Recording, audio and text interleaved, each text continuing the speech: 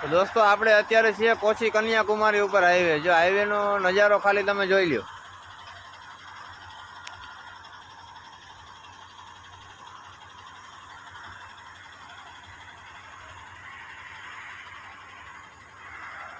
જો અહીંના સુંદર પહાડ,